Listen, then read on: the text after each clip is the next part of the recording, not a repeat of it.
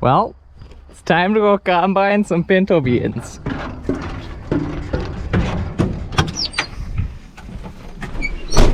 $23.88. Here we go.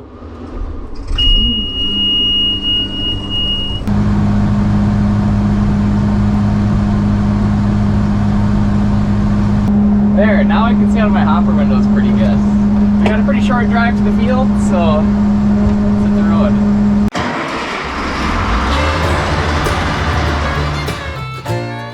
Welcome to the Red River Valley of North Dakota. A land flowing with milk and honey. You're watching Beet Farmin Mitch.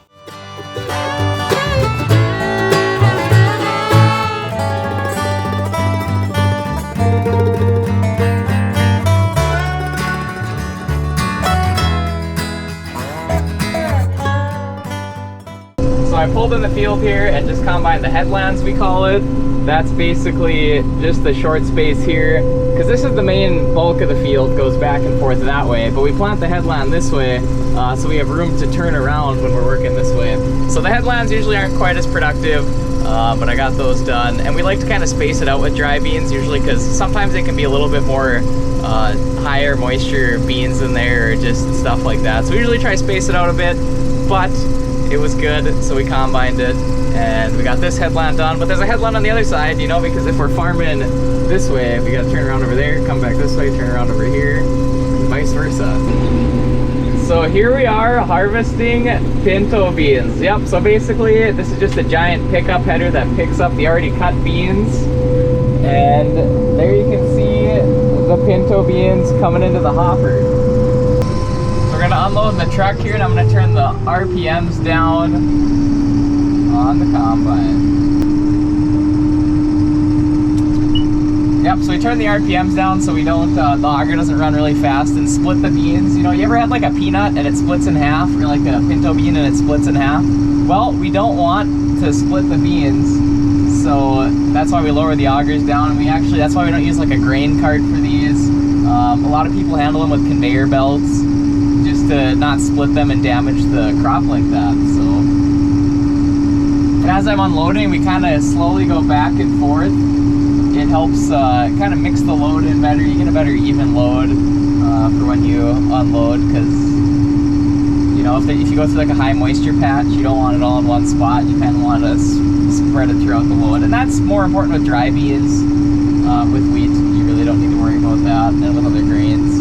You can see the grate there missing. I took that off a few weeks ago when we were swapping the concaves out. You can see how some of the dirt gets cleaned out, and slowly taking the beans out of the combine hopper.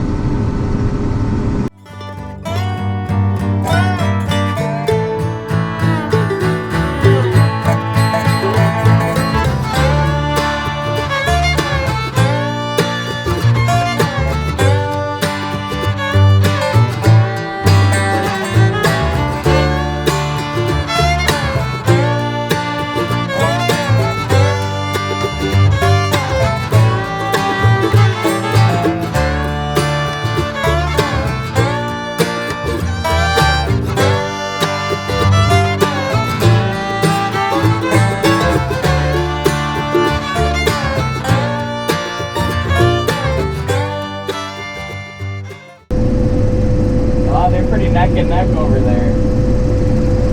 Racing to the end. You know, it's been a while since I've combined beans. Yeah, what did the navy bean say to the pinto bean? How have you been?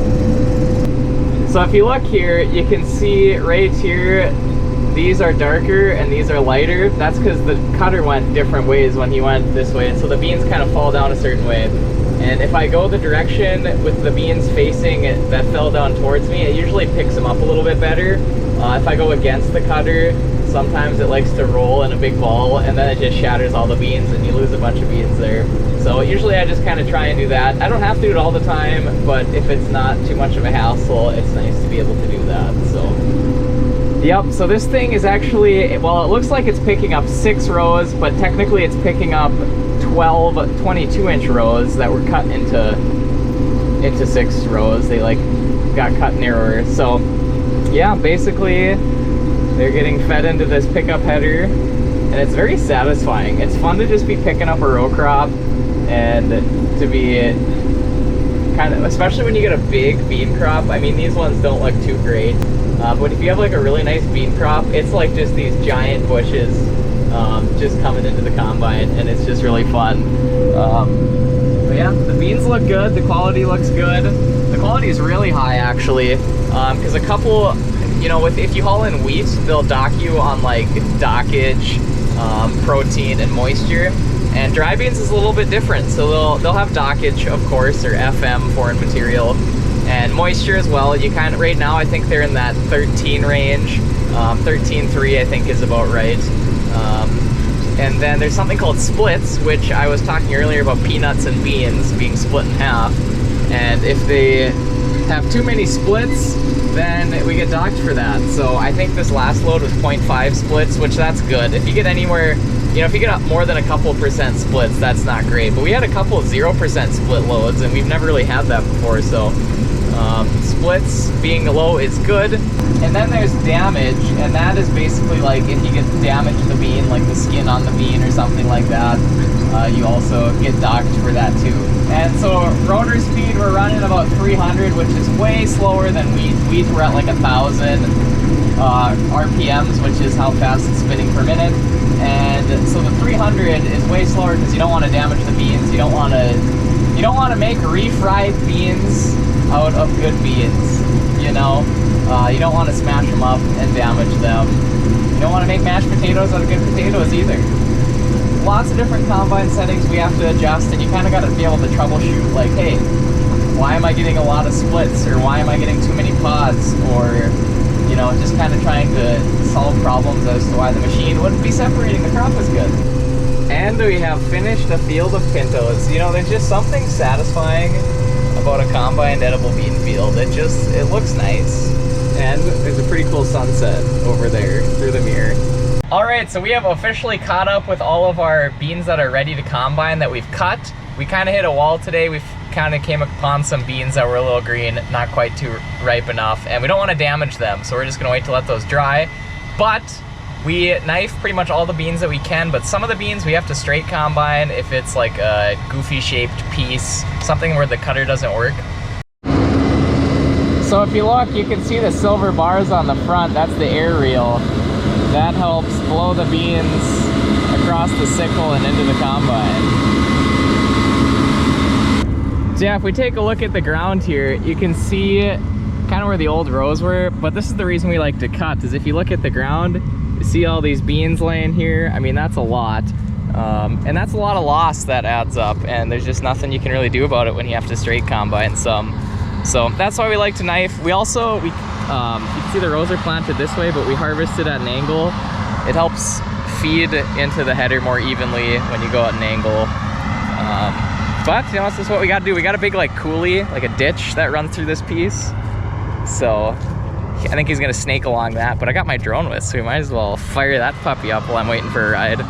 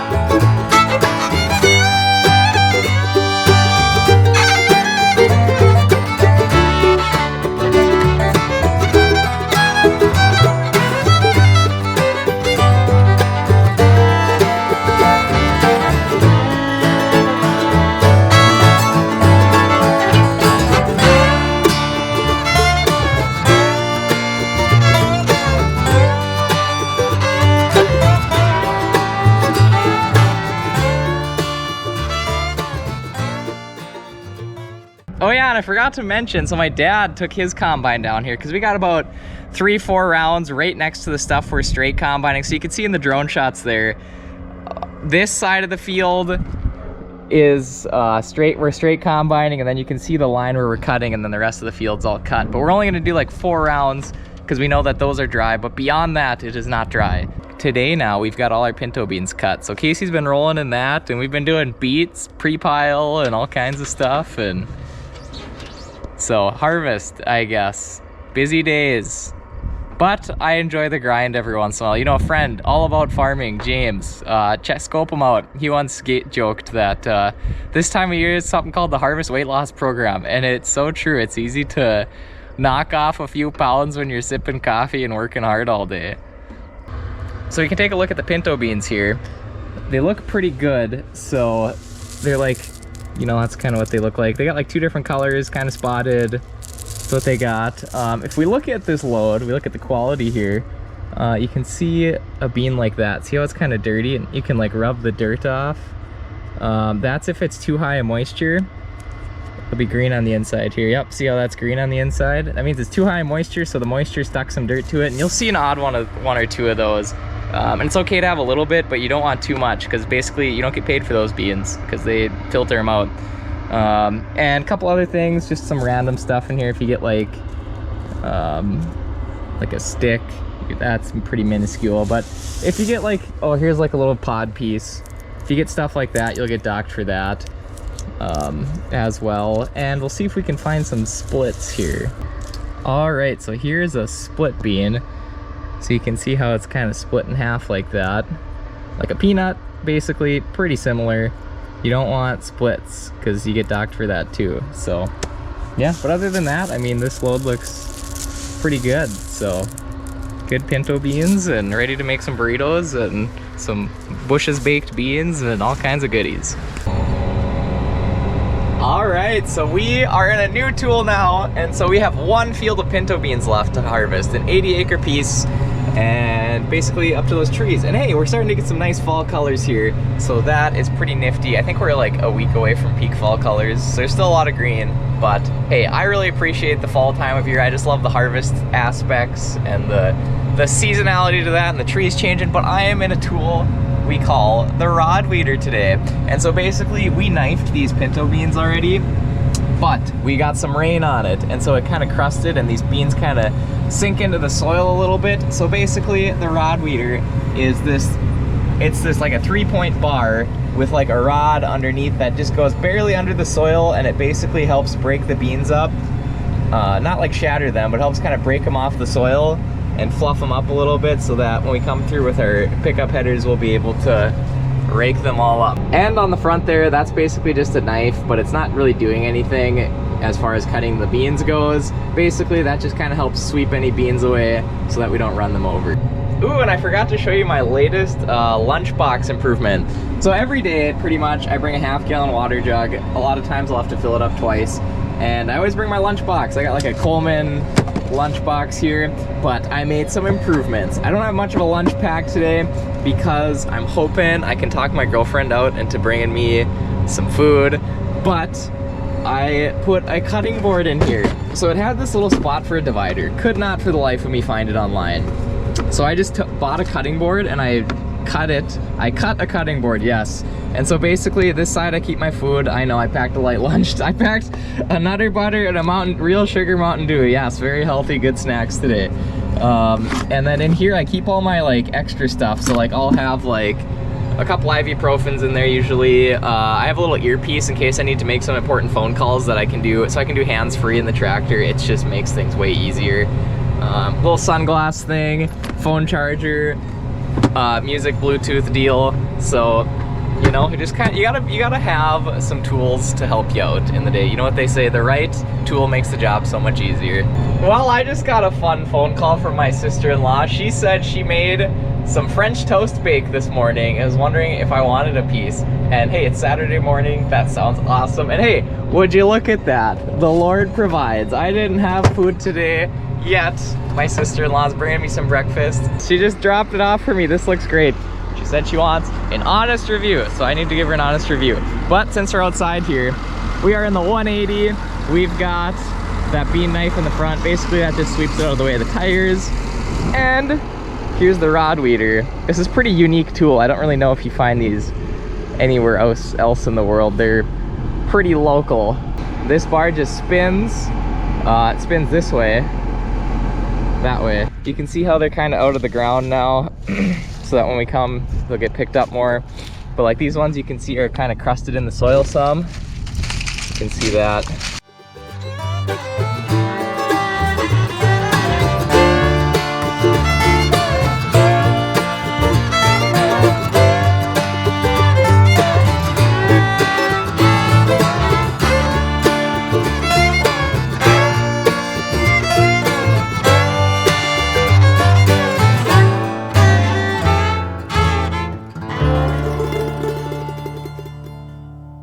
Breakfast time. So we got some maple syrup here. I just love this. I love the parts of the videos where we just do a little food adventure. That's good stuff. Ooh, pumpkin French toast bake. I think that was, it smells pumpkin-y, it looks pumpkin-y, and it's fall, so what better could you ask for? Gotta taste test it first.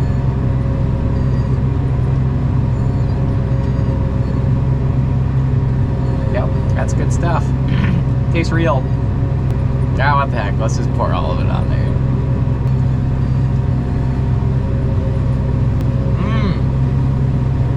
There's walnuts in here. That makes it pretty good. Well, this was an unexpected little surprise this morning. Big shout out to my brother Casey's wife Sarah for giving me this morning.